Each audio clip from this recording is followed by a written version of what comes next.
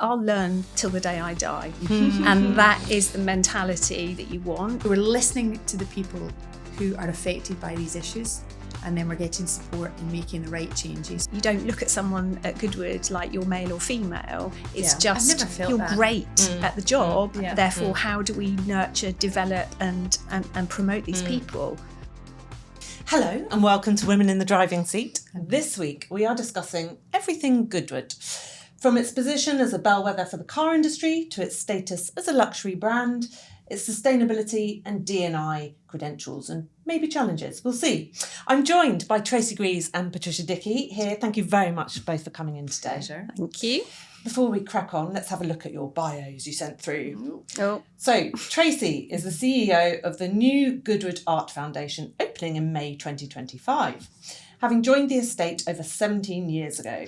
She has held a number of positions at Goodwood during her time, mostly as CCO. Hard to remember life before Goodwood, she says, but before that, she worked in various commercial roles within the hospitality sector. Tracy lives close to Goodwood in the heart of the South Downs, has been married for almost 25 years to Peter, and they have two gorgeous miniature schnauzers, Darcy and Hallie. Tracy loves the outdoors and exercise, having recently added a gym at home. Sneaky. She is now obsessed with daily workouts. Patricia is the Customer and Innovation Director for Goodwood and has worked on the estate for over 18 years. Before life at Goodwood, she ran Moving Image Restaurants, a collection of super cool restaurants and bars in central London, and also managed her own events business. Patricia is married to Stephen, has two young children, Seth and Mabel, good names, and they live in a gorgeous cottage on the Goodwood Estate. Patricia leads as colourful a life as she can manage, she says, is teetering, her word, not mine, on the edge of 50, and has a mildly out-of-control addiction to buying Superga, I never know how you say it. I think. Superga trainers and fabulous spectacles. Yes, she has joined the fabulous spectacle All about brigade. brave face. Wonderful, I love it. Right, well, first things first, what have we been up to this week? Plates spinning and balls dropped. Let's start with Tracy. What's your week look like so far? Yeah, I mean, yesterday I said, what day is it? So that pretty much sums up how my week's been. We're about 4 months out of opening. So to imagine a schedule of priorities. This is the Art Foundation. The Art Foundation is super crazy. So I've been doing some recruiting for a front of house manager this week.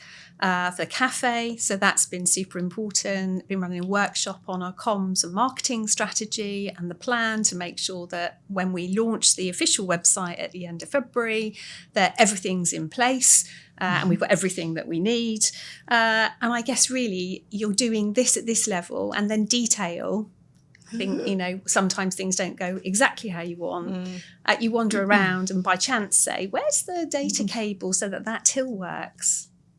No, they've forgotten about the data cable. So before we start plastering walls, it'd be really helpful if someone could fix that. So it's like macro stuff and then the tiny it's exactly stuff as well, like the detail. that. Yeah. Because that's in essence where you're going to lose all your money if you're not careful. And as a not-for-profit, I can't do that. And then once you've got a home gym and you're not going out to a gym, you wouldn't have time. No, exactly. It's keeping me sane. And so any home life? Yeah, some. Yeah, I mean, we've talked about the girls. I guess this week, what happened at the weekend, I'm really organised at work and really rubbish at home.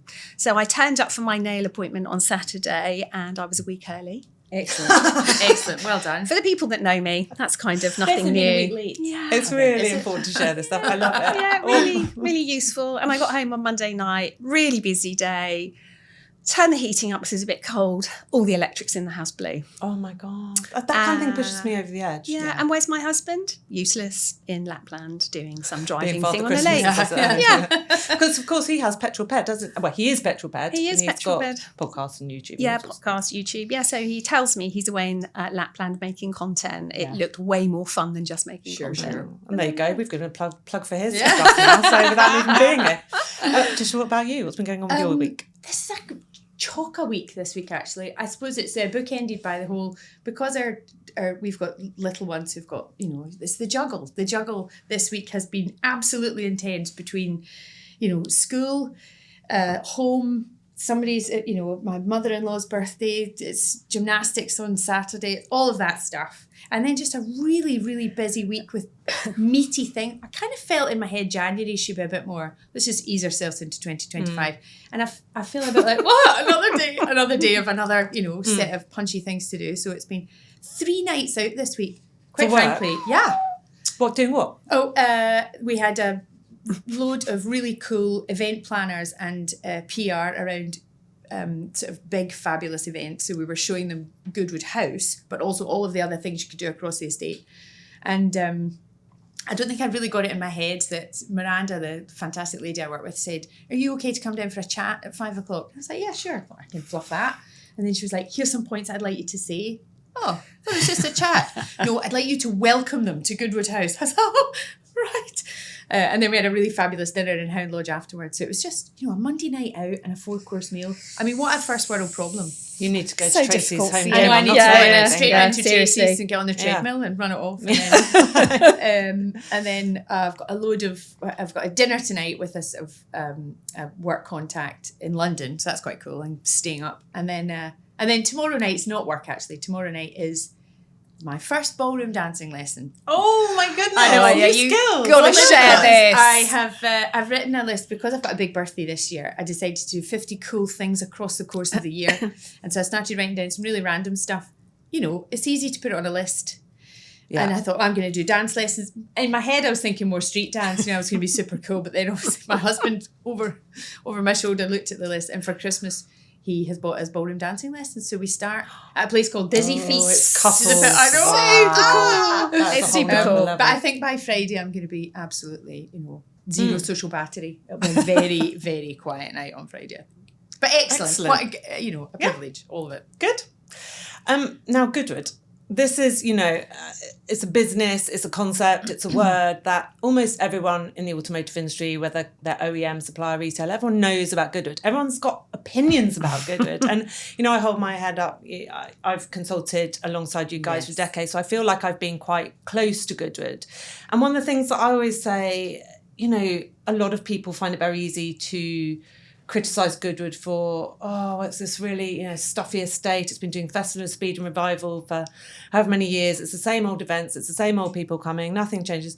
And I always push back and say, I see nothing but innovation and thinking outside the box and energy coming out from you guys.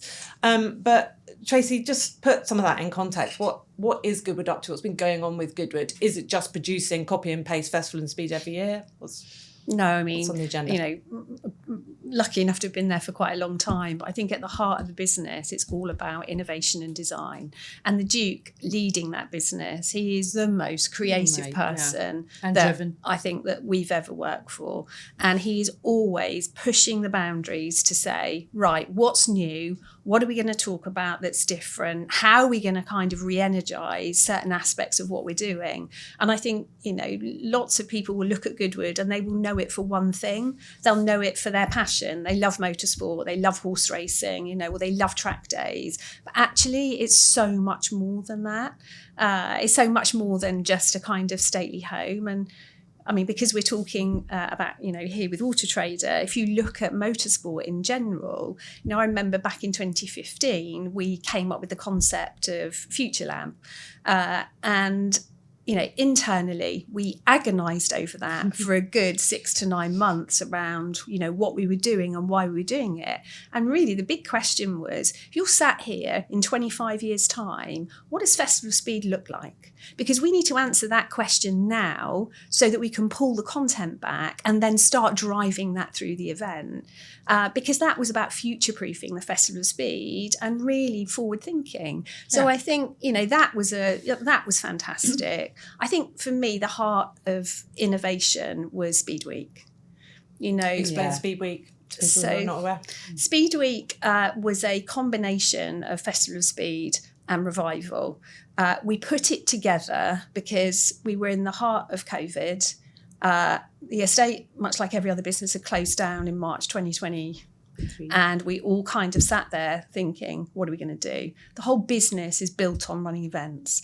And so when you can't do that, how are you going to, first of all, keep the business at the forefront of people's minds. But the second thing is, how can you bring some joy? And so we put together an event in 3 months, and those types of events take a year, with a team that were barely there because most people were not working at that point in time.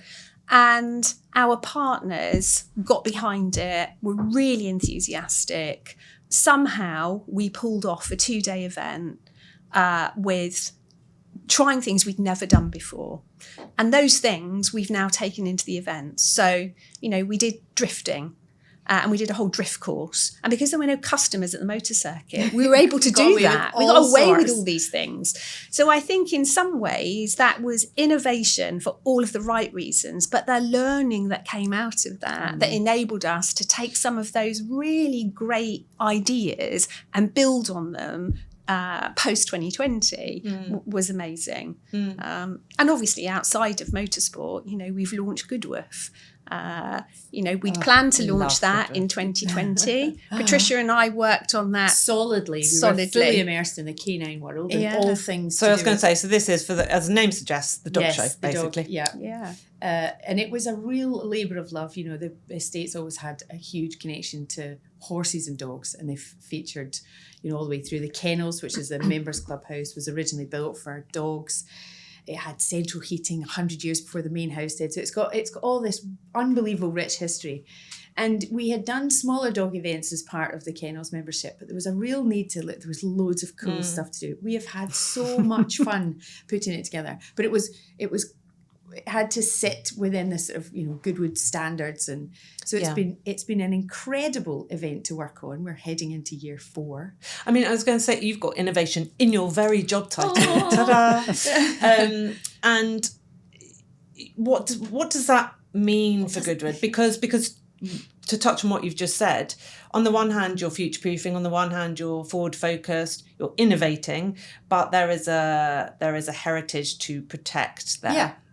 I mean, I think everything at Goodwood has always got, without sounding like it's a corporate, there's some really strong values at Goodwood, and one of them is about authenticity. So the heritage is solid, it's packed full and rich, and there's loads of things that can be.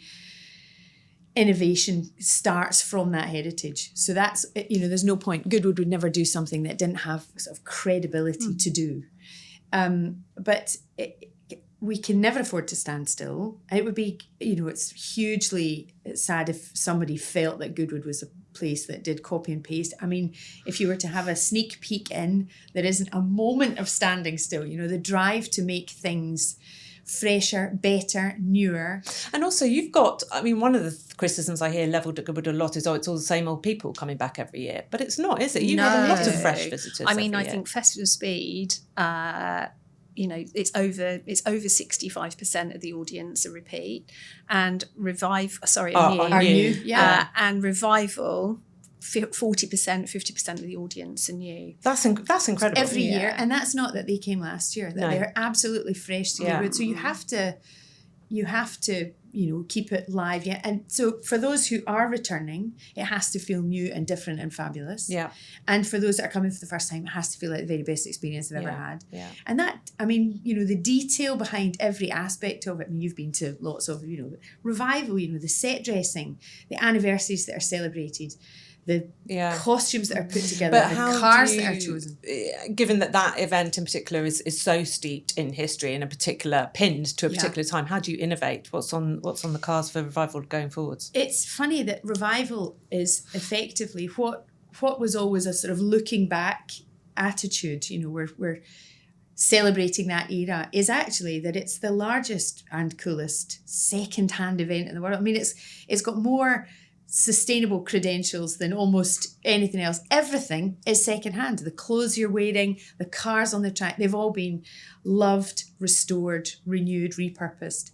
And we've made, in the last few years, about 5 years, we started talking much more about revive and thrive. So heritage skills, choosing unbelievable quality and making sure that you keep a instead of fast fashion, because fashion has got such a major part to play in revival because everybody gets dressed up. And also, I just love that because you've got cars and a car world and a car audience and, a car brand in many ways in Goodwood into people's minds of, no, we're going to bring fashion right into the heart of it because that in that way the genders, I know it sounds stereotype, but it's true. In that way, the genders come closer together as well. Totally. Yeah. And it's 50-50 split, it's half and half.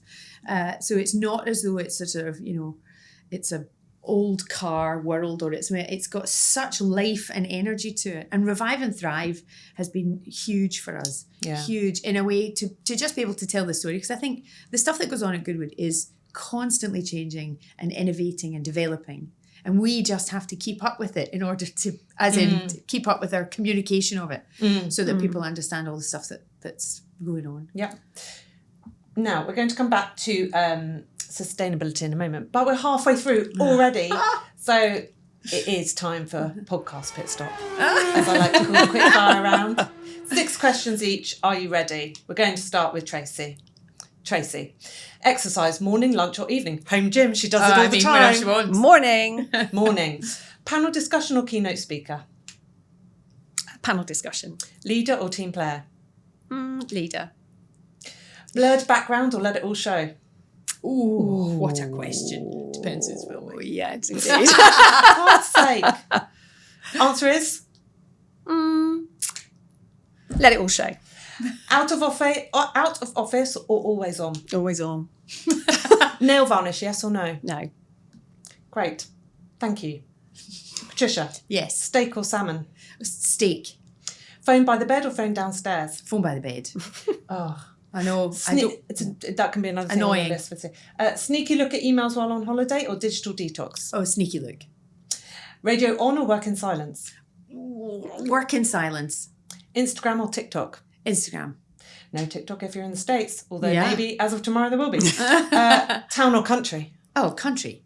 Yes, also with of course, dipping into town. Town and country, I see. Town and country, yeah. That's what I'm the everything, man. say to me.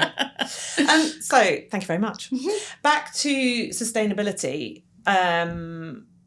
The estate, this seems to me one of the biggest areas in which you innovate, and that we need to know more. You need to be communicating this more because you guys have huge things going on. Tracy, some of the things going on. Yeah, I think from a sustainability point of view, we wrote a sustainability strategy to be net zero by the time we got to 2030.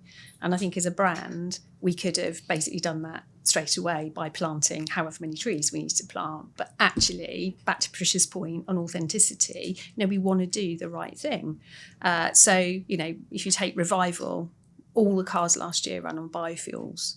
And that supports the message of Revival being, revive, thrive and sustainable. Yeah. If you look at Festival of Speed, the number of generators we have, which we need to power everything that we're doing, those are running on recycled kitchen oil. So that event has moved forward. The whole recycling, upcycling at Festival of Speed, we've worked with the car manufacturers on how their stands are built. We've worked with the companies who come in and help us remove everything afterwards. So we're really trying to reduce the impact of what we're doing that's enabling people to still enjoy it in the same way. And our audiences have really bought into that.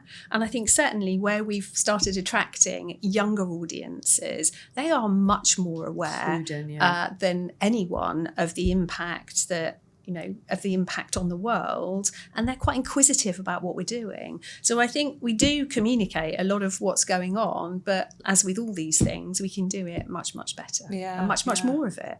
Yeah. And does electric cars fit, it fits into that side of the business. It also fits into this question of how you're future-proofing, how you're answering OEM needs moving forwards. Yeah. It could be, is it a nightmare for you guys? How does electric cars align with Festival of Speed? Well, I think it's a massive part of the whole motorsport and the event itself. We've had Electric Avenue, we've got, the estate in general, we've had all the electric charging stations installed. So I think while the rest of the world is slowly catching up and working out what they need, it's a massive part of the future of motorsport. motoring in general, and it would be remiss of us not to be fully in the thick of it. So we work with the OEMs a lot into what they are doing, how we can amplify it through the event. And it's an intrinsic part of what we do now. Yeah. And sustainability, is a part of the much bigger picture at Goodwood, of course. But I think the only key thing I'd add is that we all work there. Our job is to make sure that Goodwood's still there in 300 years' time. Yeah. That's how we look at it. And therefore, when you're making decisions about things, you're making it with a really long-term view of what's going on, and not just that looks nice and shiny for tomorrow. For now. To that point, I mean, I think we have to touch on what for some is a thorny issue, or certainly eyebrows get raised in the context of Goodwood, which is D&I, and I think we have to touch on it for a couple of reasons. One, because every company out there, every business is looking at diversity and inclusion across its headcount and its staff, and what kind of business it wants to be going forwards. Yeah. People expect it. Partners who work with companies want to know this stuff. Consumers who interact with companies want to know this stuff. Goodwood has unique challenges that other businesses don't have, because it is the family home of the Duke of Richmond. It's an estate in the middle of the countryside in Sussex with a kind of fairly limited talent pool. Can we talk a bit about that? I don't know which you use. I mean, it's a huge subject with ever-ranging sort of arms to it. But we started to look much more, we gave it much more of a focus a good few years ago, we had a steering group, because we felt there was a kind of three-pronged attack. I mean, the ultimate goal is that Goodwood is a place that's safe and accessible and welcoming to anyone who comes, guest or staff. And there's a few sort of tacks we wanted to take. One, we've got an unbelievable platform. I mean, we have all sorts of numbers in lots of different digital and members. We've got a huge audience reach, so we should be able to amplify underrepresented voices through that. The onus is on us to make sure that there's much more we could do. We were also keen to drive meaningful change within the industries we work with, and that's motorsport, horse racing. So we've done quite a lot over the last few years around working with lots of charities who are already, or organisations who are already working in those industries, to really stick some power behind it wherever we can. And then recruitment and opportunities, fulfilling opportunities at Goodwood for people to come and work. And location is an element of it. And we've done lots of different things around, translating our adverts into Polish, because there's a huge Polish community near us. And also making sure that when we create content, the content we create shows people understand that they see themselves represented, and so that it's entirely welcoming. And it's a constant list of things we'd love to tackle. So it's an ongoing sort of journey. But we've got a steering group, we've got subgroups. It feels like it's got some real genuine life. Can you give us a flavour of what sort of things you're looking at, or just any specifics, any detail? We've done lots of things. We've got the Hidden Sunflower Disability Programme which has been incredible from a staff and guest perspective. We've got a whole team of people that work on marginalised communities and how we make sure that people are represented throughout our content and that are involved in the setup of Goodwood. We even look at the speakers we bring in, the creative teams we use, just to make sure that we are as broad as we possibly can, and it doesn't feel like we're coming in just from the region that we sit in. So it's a kind of constant, and there's lots of people across the estate who are sort of part of it, and we've worked lots with other groups and charities who are the experts on bringing these. So we're listening to the people who are affected by these issues, and then we're getting support in making the right changes. So it's not us sitting in a chair saying, what should we change? I guess as well, you've got to be realistic, right? You are the sort of business you are. That is your heritage, your brand DNA, if you like, and you do have that kind of geography which limits or defines your talent pool. And I think companies, it's really about honesty, isn't it? About look, we're never going to be... It's a big to-do list. Yeah. It's not something it's not a tick box exercise, and it's not something that we're not virtue signalling, we're not doing any of those things. We're just doing better all the time, and by talking to the right people and asking the right people to come and help. Yeah. And we've given it, and it's been incredible, because from the moment we started talking about it, it's had full support from the exec board. So there's a real push and drive and Right. time and resource and budget behind it. Yeah, Let's that's explore crucial. things. Let's see what works. Let's hear from everybody we've done some great work with everyday racism, just about, so from a training perspective, just so that people can understand, Which was the really length and breadth. It's really enlightening. Oh my I mean, goodness. I sat in on that training. Yeah. We sat in on that training course, and actually, it was so helpful because you don't actually always think from the other side what people say and do and the impact that can have. And I think, having a D&I policy is one thing, but developing and training your Living people it, to really understand what that really looks like was just so valuable. Also, I mean, you've been at Goodwood 18 years, you've been at Goodwood 17 years. Yeah. You're two women with director in your job title. Goodwood obviously isn't so kind of male, pale, stale that women can't progress there or don't feel comfortable staying there. No, Not at all. I mean, 50% of the workforce are female. There are The best half. huge number of female leaders in that business now. When you look across motorsport, I think every head in motorsport of the content running the event, there are women. Yeah. So it's very much, you don't look at someone at Goodwood like you're male or female. It's just, I've never felt you're that. great at the job. Yeah. Therefore, how do we nurture, develop and promote these people?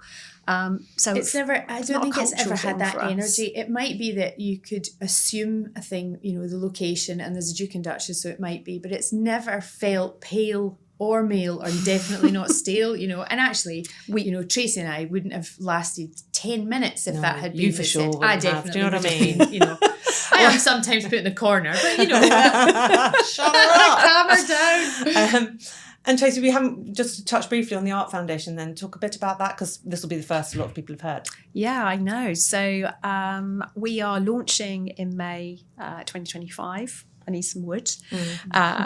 So the Art Foundation really has come out of a desire to give something back. There was a sculpture park at Goodwood for about 30 years that we loaned the land. That basically wound down in 2021 and everything came back to us. And the Duke and the family were really keen for us to look at how we could develop a contemporary art foundation. How could we utilise the land that was there? It's a beautiful area, has a beautiful wall on two sides of it. It was 27 acres, made up of some ancient woodland, and we've now extended that to 70 acres. We've worked with, fortunately, the ex-head of collections at the Tate to curate our first 5 years worth of art programme. And that was really, how do we showcase the very best artists in the world in the landscape as well as in the galleries that we have. We work with Dan Pearson, who is an award-winning landscape architect, but very much focused on enhancing the natural environment, which is really in phase one of his plan, what he's done. And then we engaged this most amazing lady, Sally Bacon, to put together our education programme. And education's always been a really important part of Goodwood. We've had the Goodwood Education Trust for about 50 years. And this was looking at art is not taught as a mainstream subject in schools any longer. Yeah. And particularly in schools. Good for my boys, thank God it's not, but yeah. Yeah, but particularly in schools where they've got the highest rate of free school meals, how do we take those children and really put them in an environment where they can be creative? And how are we going to do something that's really different to how everyone else is doing it? Because as you know, that's Goodwood, and that's what we love to do. And so we've done a lot of work down there. We've built a new cafe. Both the galleries that were there are being fully renovated. We built an amphitheatre so that we can show musical and theatrical performances. We will open in May. We'll have we've got a very big calendar throughout the year with the art programme, and we're looking at how we add to that over time to not just encourage people who really into art, but also, the cafe is all around looking at yourself in terms of gut health, giving you really nutritious food. Oh my God, it's amazing. And there's just so much research behind for people who engage in the outdoors with art. Their whole well-being is enhanced, and that's what we're aiming to do. I think what I love about so much what Goodwood does and the Art Foundation sums it up is that you manage somehow to keep a kind of luxury vibe going, that this is something beautiful, rare, you know, highly curated, a lot of expertise behind it. It's precious, but also have that, make it accessible, basically. It's got to work, hasn't it? You can't get away with just doing stuff for a very small pocket of the 1% ultra high net worth individuals anymore. How is that benefiting society? So no, and that's absolutely what we're aiming to do, and to be able to showcase, you know, those world leading artists in West Sussex is really, really important to us. And, you know, we've got a really exciting programme, so can't wait. Incredible. Well, we're almost there now. We're moving on to tips and tricks for people that are listening out there, you know, women that are listening, want to transition their careers, or parents of girls who want to talk to their girls about what's available. Patricia, coming to you first. Tips and tricks for women trying to set up D&I discussions in their companies, and especially if their companies are slightly more of a challenge in this area, like you might say Goodwood is. How do you begin that conversation internally? That's an excellent question. I think we found that there were a few of us who were talking about it more conversationally and decided that it was just worth making it a bit more formal. And I think you just have to start. And when we found out, when we started working much more on this, that there's so much to do effectively. You could become overwhelmed and not do anything. So just start, have a conversation. Start, think about the areas that need a focus and listen to the people who are affected by that. And that's a great place to start. It's definitely not about sitting and making decisions about how you might change things for the benefit of others. You absolutely listen to the people who are affected and then find ways to just start chipping away. Yeah. And I think that's the best way to do it. If you genuinely believe in it, and it is critical, I think, that the board or the senior team are fully behind it, because otherwise you're sort of playing in the outskirts. Yeah, for so sure. It has to be something that's put forward centrally. You're given time, you're given freedom, the right to get stuck in. It's part of your job. It's not an add-on. And we found that that's, as soon as that is unlocked, and it was a very quick conversation at Goodwood. It was like, absolutely, what can we do? What can we all do? We have that auto trade as well. You know, the people that run the networks that's contracted in. You know, they get hours to run it. You're absolutely right. And we spoke to Auto Trader. I remember. Yeah, we had a good conversation. We had a great chat just about how they went about it and the length of time it took and how it is expanded into networks. Something as fabulous as it is, and entirely copied it. Excellent. So, you know, quite right. If it works, there we go. It's a form of flattery. And Tracy, tips and tricks for women who are thinking, I mean, the Art Foundation, that is a humongous project to get off the ground. How on earth do you start? If you've got an burning idea or passion in the business and think, actually, we could have a whole sub-brand here, we could do this, there's a huge, great big thing we could launch.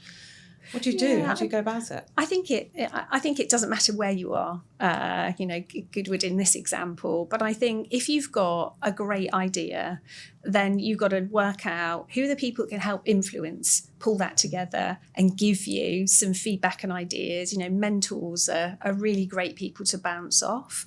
But I think however your organisation likes you to present something, and ours is definitely not a PowerPoint presentation, you need to go with a great idea, be able to articulate it and get that spark. And I think once you've got that, then being able to pull the right people around you to get a good strategy together that everyone buys into is the most important thing. But I think, you know, for me personally, it's all about learning. I'll learn till the day I die. And that is the mentality that you want. And I think the second thing for me is always being outside your comfort zone, because the minute you're in it and it just becomes too comfortable, you're dead. Well, so learning and being outside your comfort zone. That's it. it. That's where we are. Thank you so much. It's been a joy to talk to you today. Thank you to everyone listening. Please subscribe to the channel and look out for more episodes. Thank you. Thanks so much, Erin.